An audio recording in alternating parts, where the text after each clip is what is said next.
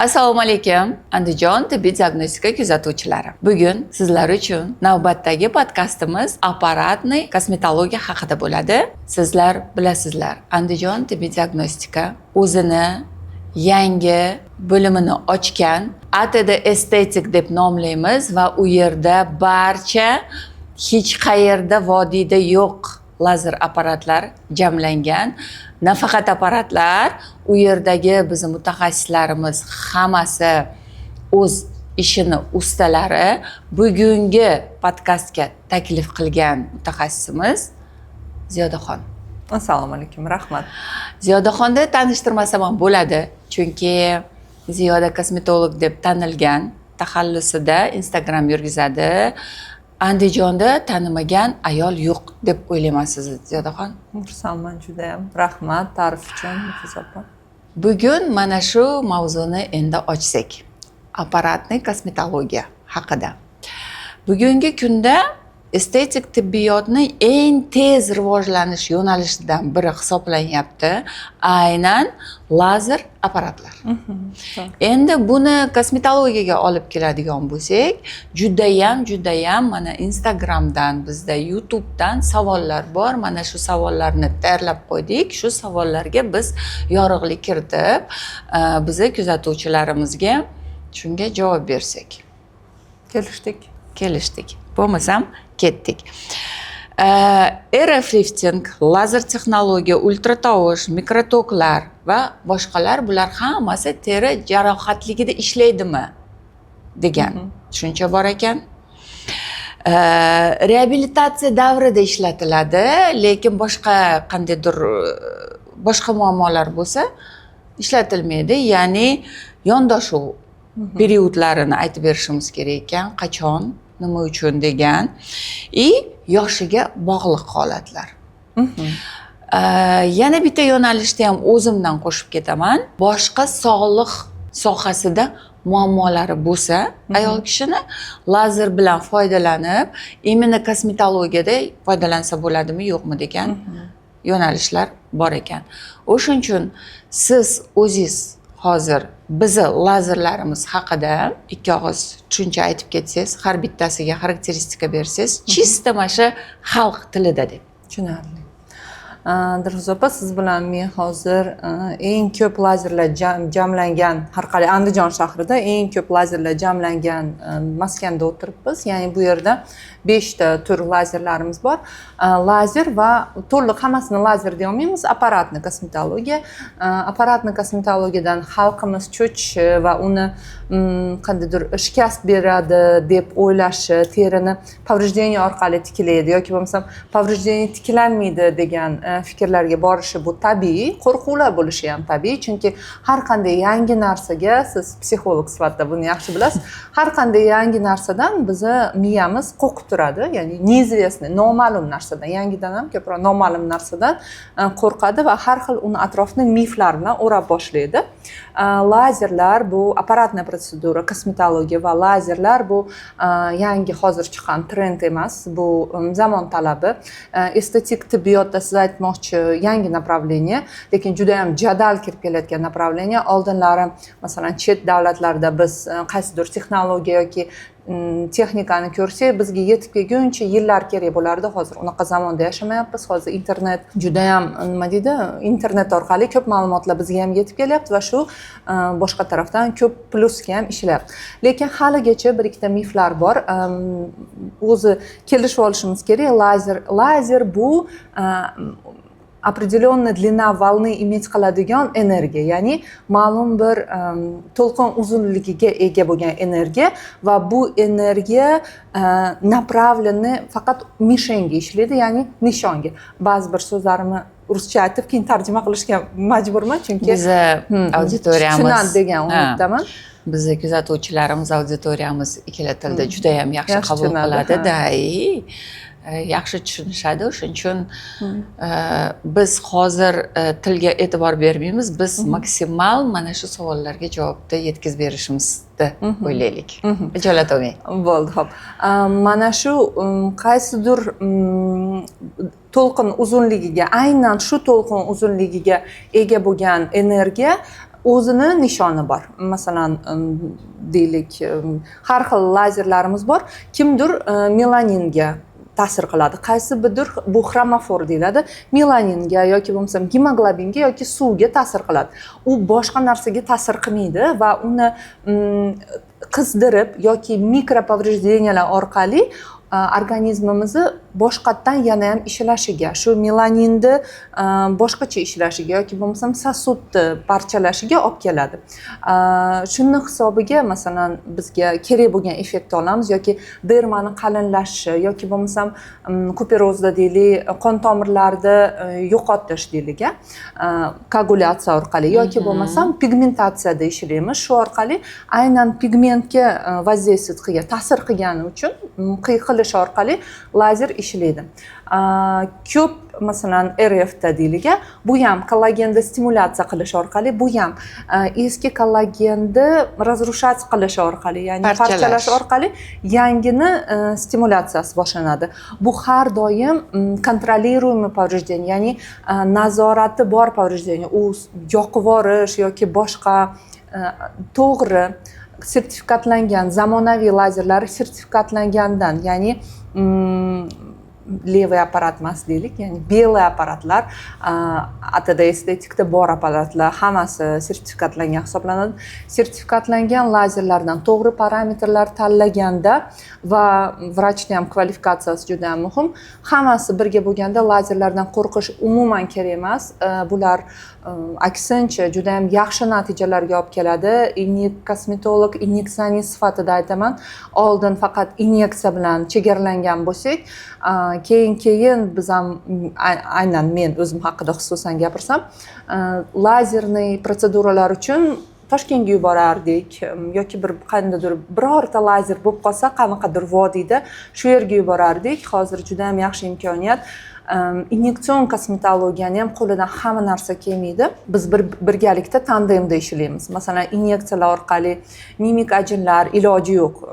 Inyeksiyalar orqali qandaydir to'ldirishlar kerak bo'lsa yoki bo'lmasam ba'zi bir kollagen stimulyatsiya yoki terini gidratatsiyasi, namlantirish, inyeksiyalar orqali bo'lsa pigment bilan ishlash, qon tomirlar bilan ishlash, dermani sifatini yaxshilashga lazerlar oldiga tushadigani yo'q va ayniqsa lazerni epilyatsiya, Aleksandritovoy lazer, yana bir aytib ketaman, Clarity 2 degan juda ham krutoy, boshqa gapim yo'q, o'zbekchasini даже topishga ham harakat qilmayman.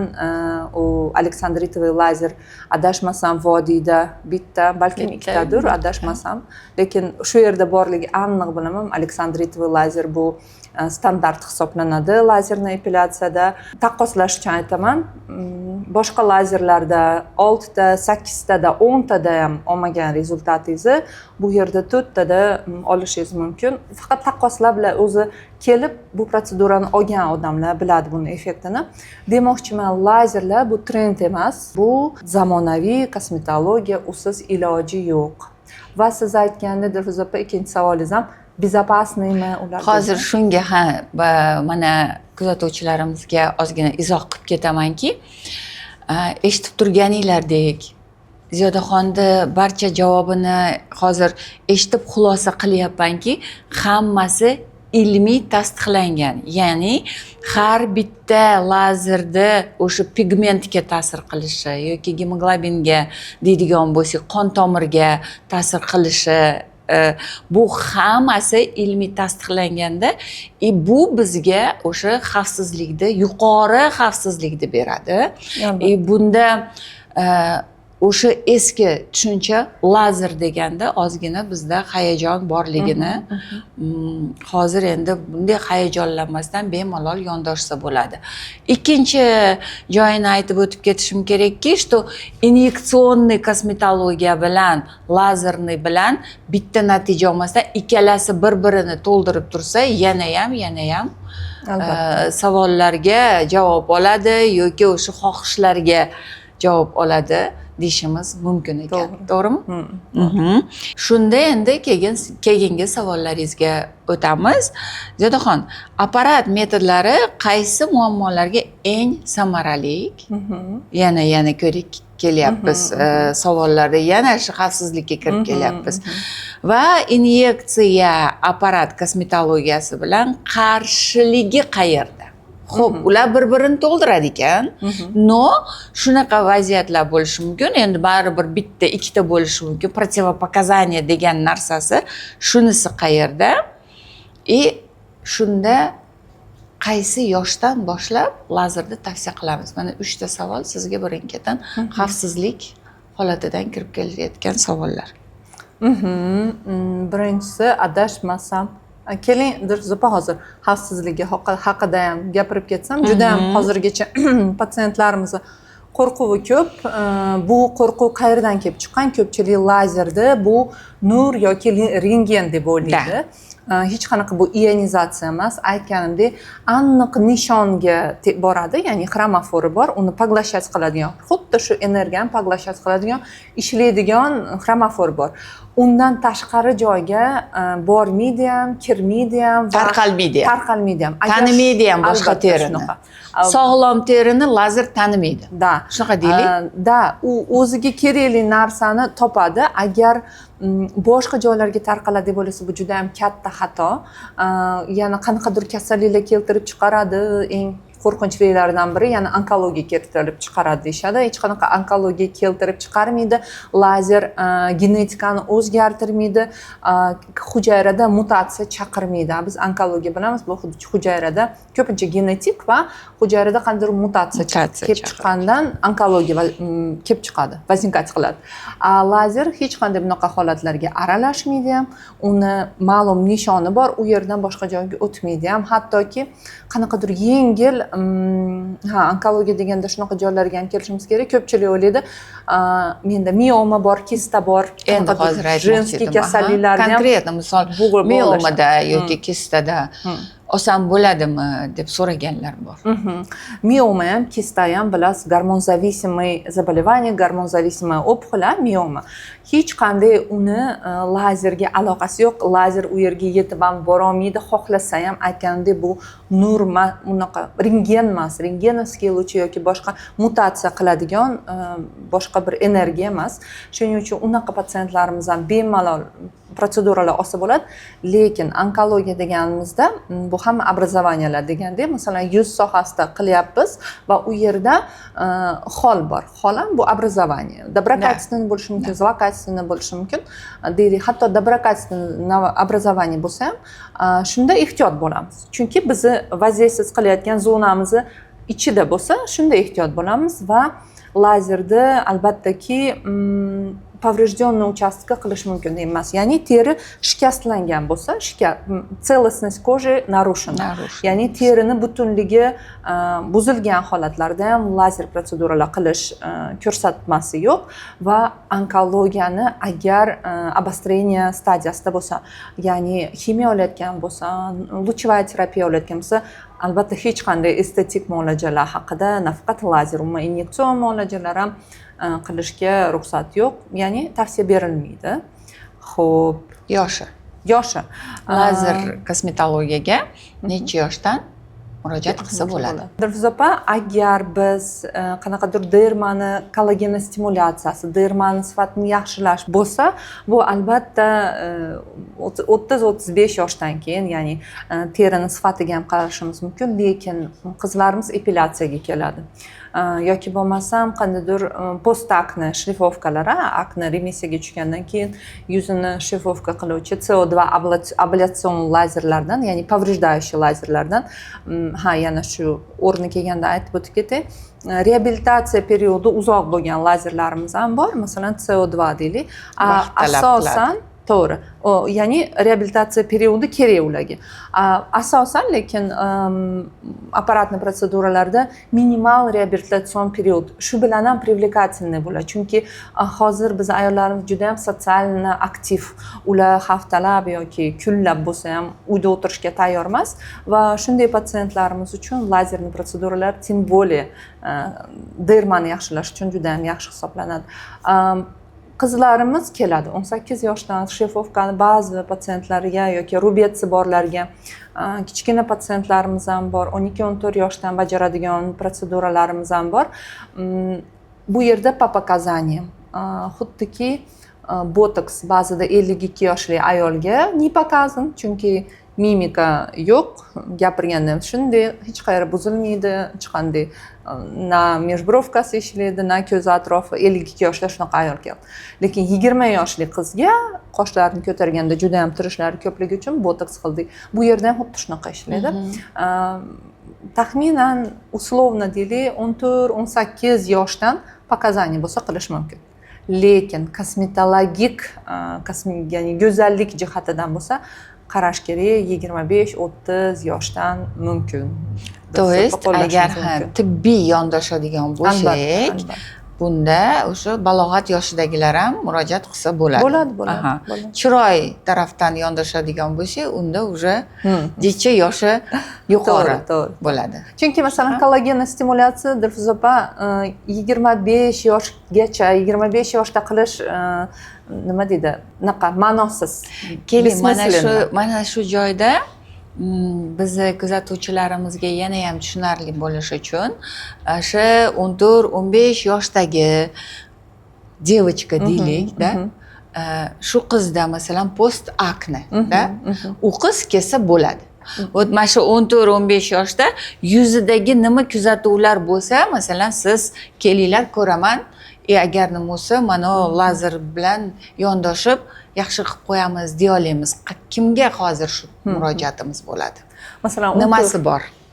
Masalan 14-15 yoshdagi qizlarda post akne bo'lsa, biz highlightda ham ishlashimiz mumkin, clarityda ham. Ya'ni bo'jamalardan keyingi qolgan o'rinlar. Da.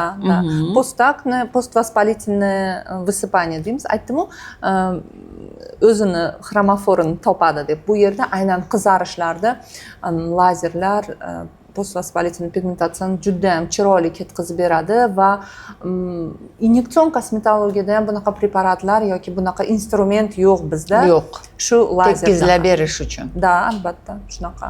Shuning uchun qilsak bo'ladi, chaqirsak bo'ladi. Zo'r. Aytsak bo'ladi. Zo'r. Qarang, endi sepkilga keladigan bo'lsak, unda necha yoshdan tavsiya qilasiz? Chunki balog'at yoshidagi qizlar ham ko'pincha sepkil bilan keladi. Ularni olish kerakmi yoki yo'q, yoshing ozgina kattaroq bo'lsin deyishimiz kerakmi? 18 yoshdan yaxshi. 18 yoshdan yaxshi. To есть sepkilda уже boshqacha yondashamiz. Chunki bu estetik baribir. Estetik, bari chiroyga deysiz endi. Yo'q, efilidi o'zi bu DNKda genida qanaqadir buzilish, efilidi deydi, ilmiy nomi, sepkillari bu bor yozilgan. Biz sepkillar olamiz, qanchadandir keyin yana chiqadi, lekin ma'lum bir muddatga juda ham estetik, chiroyli ko'rinadi va ko'pchilik kompleksovat qiladi. Spokойно olamiz, faqat 18 yoshdan kelsa yaxshi. Chunki undan erta qizlarimiz yuziga unchalik parvarishda ham qilmaydi oxirgacha. Bu protseduraning mohiyatini qandaydir bo'lmasa, mohiyatini ham juda ham tushunib olmaydi. Shuning uchun sal katta bo'lsin deymiz. Sal katta bo'lsin deymiz. Juda ham yaxshi. Xo'p, mijozlar bilan ishlashda ayollar, apparat protseduralar nima kutadi va siz ularga nimani tushuntirasiz? To есть bu savolni berishdan nimasi, endi buni predistoriyasi bor edi. Men bir marta bordim, men manaqa effekt kutgan edim deb shuni effektini xo'p protokolida 3 protsedura degan bo'lishi mumkin, но запущенный protsess bo'lsa u 3 protsedurada ketmasligi mumkin. И bu savolni bergan ayol ham shunaqa deb yozgan ekan, menga oldin 3 ta degan edi, hozir mana sizlarga 4-chi borishim nima. Mana shu joyda oydinlik kiritib ketsak, что har bittasiga baribir individual nechta protsedura, chunki hozir lazer bilan hammasini hal qiladi degandan keyin shunaqa tushuncha paydo bo'lyapti, voy yana kelamanmi degan narsa bo'lib qolyapti. Shunga mana shuni ham aytib o'tsak, что har bitta ayolga o'zgacha individual yondoshishligini. Juda ham zo'r savol. Shu savolni kutmagandim, lekin real savol. Real natija olishlik uchun, masalan, nimaga biz qanday qilib hozir mana shu ekranda orqasida turganlarga tushuntirishimiz kerak. Chunki мы все nimaligi, наверное, инъекционныйdan keyin u narsa, особенно botoksdan keyin boradi, все вот до и вот после deganda. И bu narsani наверное, lazerdan ham kutishadi. Meni tushunishim bo'yicha. To'g'ri. Tushundim. Dilfuza opa, sizni gapingizni kosmetologiyada, umuman inyektsion kosmetologiyada ham bu problema bor, bu muammo bor. Botoksdagidaqa do после hatto botoksdan ham довольны bo'lmagan patsientlarimiz ko'p. Dilfuza opa, botoks qilish uchun ham yarim soat konsultatsiya qilamiz. Ba'zida shunaqa kutuvlari bo'ladi, derma singan holatlarda botoks qildim, bo'ldi, ajinlarim yoyilishi kerak-ku deydi. Agar derma singan bo'lsa, botoks faqat muskullarda ushlab berib turadi. Ha, albatta. Va dermaga hech qanday daxli yo'q deb tushuntiramiz. Lazerni, apparatni kosmetologiyada ham xuddi shunaqa. Har bir protsedurani o'zini protokolda yozilgan protsedurasi bor. Yozilgan nechta protsedura kerakligi. O'tgan safar ko'rdik, 10 tadan ko'p qaysidir proseduramizda 10 tadan ko'p kerak kurs uchun deyilgan. Ya'ni afsuski biz hammamiz mashina emasmiz, deylik, avtomobil, bir xil Spark va bir xil Cobalt. Bu yog'ni buncha qo'ysa, bu mashi kilometrga yetadi yoki bu bunaqa. Biz har birimiz individualmiz. Bittamiz organizmimizga ta'sir qilgan, ikkinchimizga ko'proq kelishi kerak bo'lishi mumkin va menimcha koronavirus ko'rsatdi, что tibbiyotda garantiya yo'q. Hech kim bilmagan qanday kasallik keldi. Qaysi organizmda qanday ishlaydi? Albatta. Soppa-sog' odamlar kasallikdan chiqmadi, qanday kasal, ko'p xronik kasalliklar bor odamlar spokойно перенести qildi bu kasallik. Xuddi shunaqa tibbiyotda ham va lazerni kosmetologiyada. Agar sizga har bir protsedurada kurs kerak, ikkita protsedura deyilgan bo'lsa va siz agar kutuvlari juda ham katta qo'ygan bo'lsangiz, unda unaqa bo'lmaydi deb tushuntiramiz. Ba'zida siz aytgandek darajasi ham bor.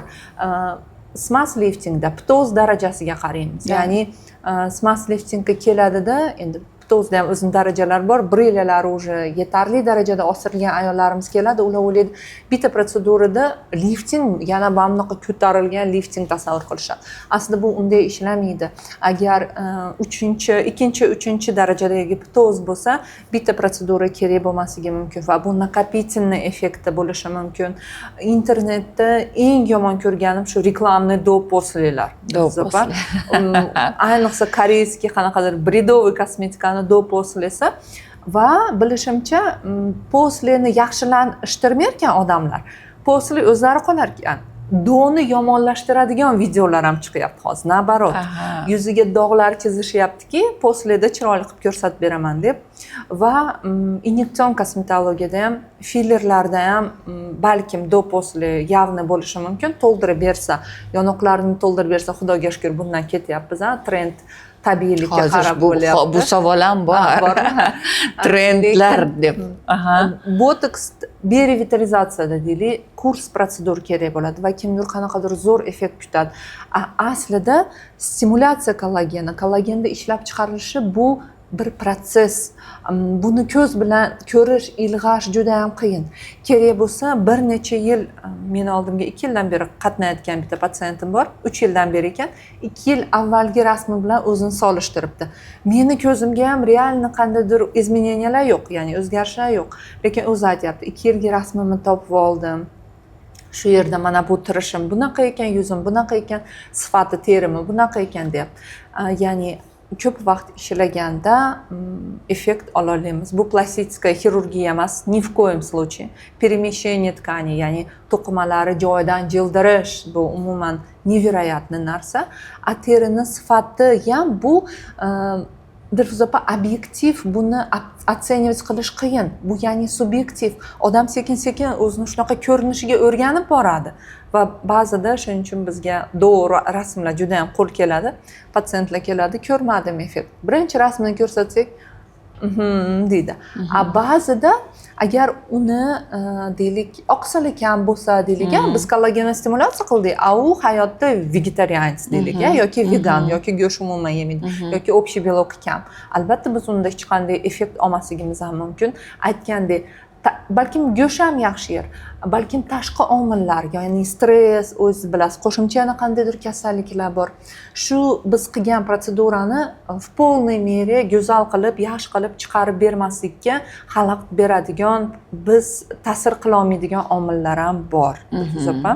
Shuning uchun kosmetologiyada ham xuddi inyektsion kosmetologiyadagidek kurs kerak va sabr kerak. То есть har bittasiga baribir individual qaraymiz. Protokol bo'yicha 1 marta, 2 marta, 3 marta deyishimiz mumkin, lekin yuziga qarab, terini sifatiga qarab, demak biz baribir yo'q 3 marta bo'lmasligi ham mumkin ekan, Albatta. Xo'p. Endi trendlarga o'tyapmiz. Trendlarni savolini o'qishdan oldin, hozir siz ham ko'rgandursiz.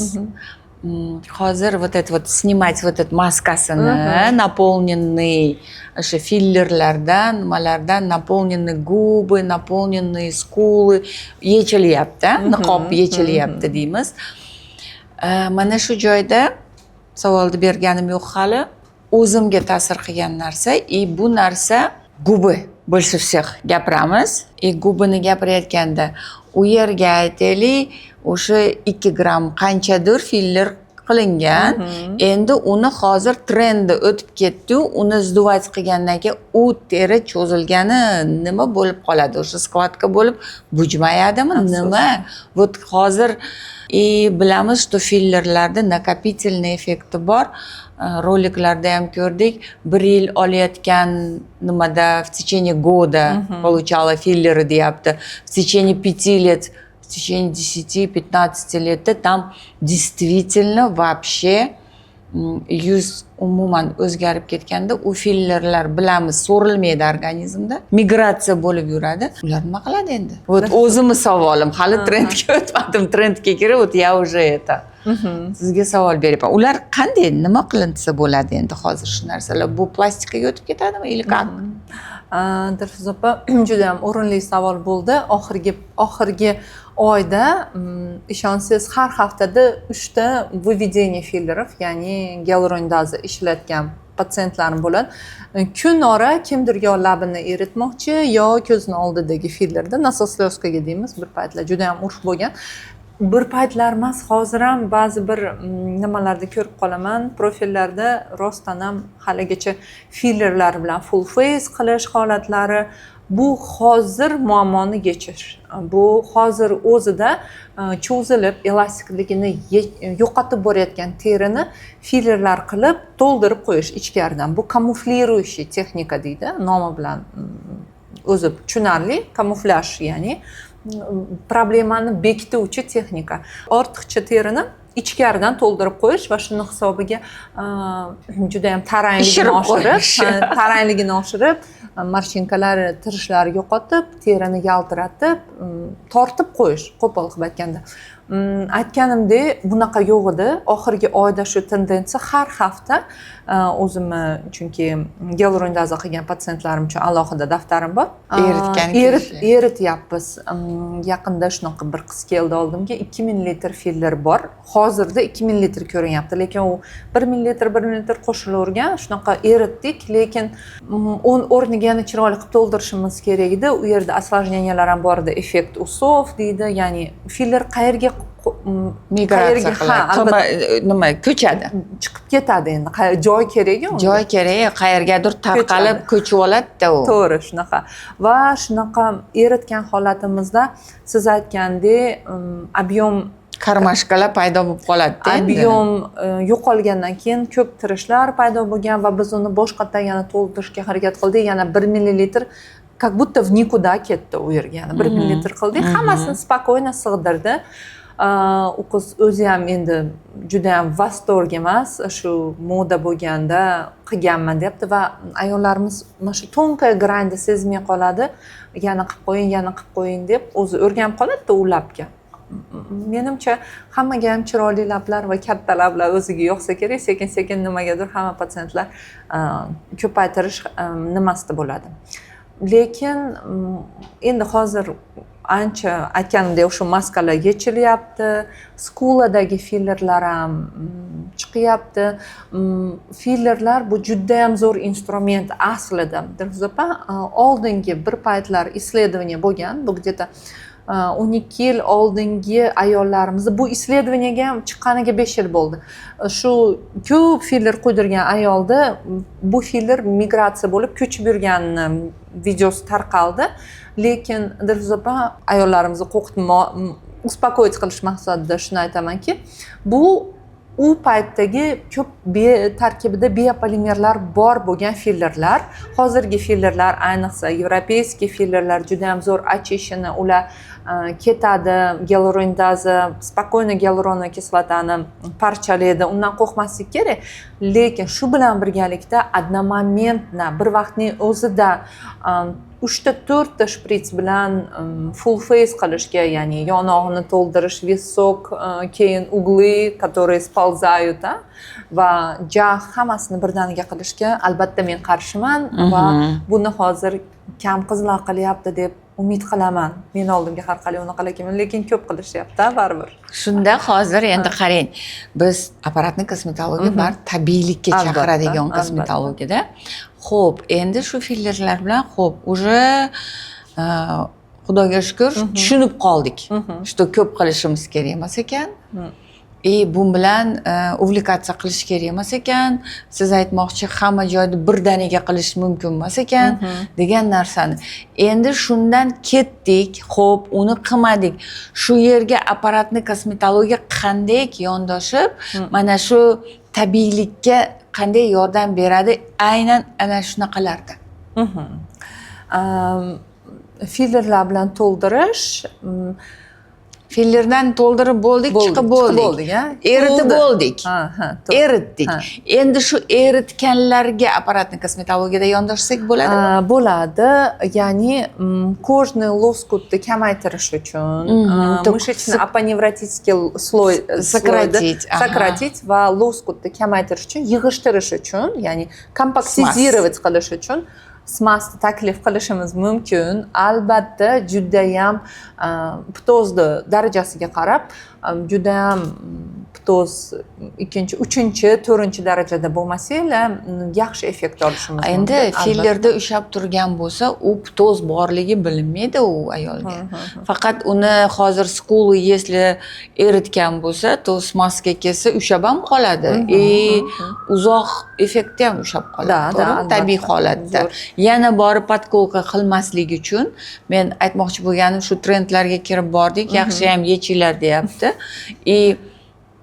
Shunda siz aytmoqchi o'sha nijniya tretь, verxniya tretь qilib sekin o'sha smaska chaqirsak bo'ladimi shularni? Albatta. По-моему, chunki da. Eng yaxshi vaqt shu. Keyin operatsiyaga agar ortiqcha tkan juda ham ko'p bo'lsa, operatsiyaga borguncha bu eng zo'r, eng optimal yechim. Bundan yaxshiroq hech qanaqa предложение yo'q hali bizni apparatniy rynokda. То есть smas lifting. Da. Bizda bor albatta. Uni siz qilasiz. Bo'lib ham bizda. Так что vodiyda yagona bu aniq. Vodiyda yagona narxi ham hozircha yagona, hozircha. Farq qiladi. Markaz bilan farq qiladi bizning narxlar, to'g'rimi? Hozircha chunki vodiy ahliga yordam bo'lishi uchun, apparatni kosmetologiya bilan tanishi uchun shunaqa hozircha narxlar Imtiyoz. yaxshi, imtiyozli. Ko'rishi uchun, bilishi uchun nima effektni olishi mumkinligini. Boshqa apparatlarda emas, bizdan tashqari joyda bu protsedura 2 baravar qimmat. Buni явный доказательствоlar bilan keltirib bera olmayman. Hozircha shunaqa narx. Hozircha shunaqa narx. O'zgaradi yaqin kunlarda. Savollarimiz yakunlanib bormoqda. Mana yakuniy savollardan biri, apparat kosmetologiyasini boshlamoqchi bo'lgan ayollarga qanday maslahat bergan bo'lar edingiz? Kosmetolog tanlashda mijoz nimalarga e'tibor berish kerak? Birinchi Andijon tibbiy diagnostikani ATD estetik kosmetologiyasini bo'limiga e'tibor berishingiz kerak. To'g'ri. Birinchi navbatda e'tibor berishinglarni xohlardim bu sertifikatlangan lazer bo'lishi. Siz haqqingiz bor, to'liq apparatda sertifikatlarini O'zbekistonda talab qilishdi. Albatta, O'zbekistonda registratsiya o'tganligi haqida, chunki aytganimdek lazer aniq nishonga uradi. Agar lazer sertifikatlanmagan, apparat sertifikatlanmagan bo'lsa, u xohlagan joyiga uradi va bu eng birinchi осложнениялар chaqiruvchi omil, ya'ni осложнение nima? Nojo'ya ta'sir, asoratlar, har xil nojo'ya asoratlar chaqiruvchi omil bu lazer apparatda sertifikatlanmagani. ATD estetikda hamma apparatlari, hamma sertifikatlari bor va более того ATD estetikda vrachlari ham juda ham kvalifitsirованный, vrachni ham to'g'ri tanlash kerak, chunki bu yerda hamma vrachlar malakasini aynan shu lazer markazida oshirib kelgan, o'qib kelgan va bemalol bu yerga murojaat qilishinglar mumkin. Nafaqat o'qib kelgan, o'zini tajribasidan juda ham katta tajribaga ega. Buni kuzatib boradigan bo'lsanglar, Instagram sahifamizdami, YouTube sahifamizda, Telegram sahifalarimizda kuzatib boringlar. Do'y postlarni ko'ryapmiz, juda ham chiroyli natijalarga erishyapmiz. Bu mijozlar hammasi mana shu joyga murojaat qilgan mijozlar. Ziyodaxonni hozir aytishi bo'yicha sertifikatlangan lazerlar deganiga ham 100%, 1000% qo'shilib bitta narsani o'zimdan to'ldirib o'tamanki, apparatni kosmetologiya degandan keyin baribir o'sha hammamiz Instagramda o'tirganimizda men bitta narsaga hayron qolyapman. Qizlar ko'zimizga tatuaj qilganmiz, qoshimizga tatuaj qilganmiz. Juda ham ko'p joyda kuzatayotgan narsam Ziyodaxon, hamma joyga o'tadi deganingizdek, boshqa sertifikati yo'q lazerlar sog'lom terini ham ushlab qoladi yoki sog'lom soch tolani ham urib qo'yadi deganingizga hozir esimga tushgani, tatuajni yechgani borishyapti. Qosh sapsariq xuddi olovdan kuyib qolgandek jiggalaga chiqib yotibdi. Kontrolируемый emas, ожог bu haqiqiy. Sochni tolasini, qoshni sochini tolasini kuydirib tashlagan, sapsariq qilib, tagidagi pigmentni urgan. Aytyapti, qizlar mana pigmentni oldik, yo'qoldi. Qo'shib ketibdi degani. Mana shu joylariga bizni lazerlar judayam щадящий, как сказать, не знаю, o'zbek tilida, muloyimlik bilan yondoshadi. Sizni teringizni turini tanlab, joyiga tolani tegmagan holatda siz tatuajlarni ham o'chirsangiz bo'ladi. Faqat ayollar emas, hozir yigitlarimizda ham tatuirovkalar qilishgan. Buni yo'qotmoqchi bo'lsa ham bizni markazlarda emas, bizni markazlarda menda diagnostikani hadeb gapirgim keladi-da. O'sha uchun bizda o'chirsanglar bo'ladi. Yigitlarga yana bitta murojaatim bor. Kantovka masalasi. Hozir juda chiroyli qilib mana soqol qo'yishda hammasi orzulashyapti, lekin uni chiroyli qilib o'zini kantovkasini chiqarib olish yigitlarimiz uchun ham bitta masala hisoblanar ekan. Sizlarni ana shu masalalarni yechimi bor. O'sha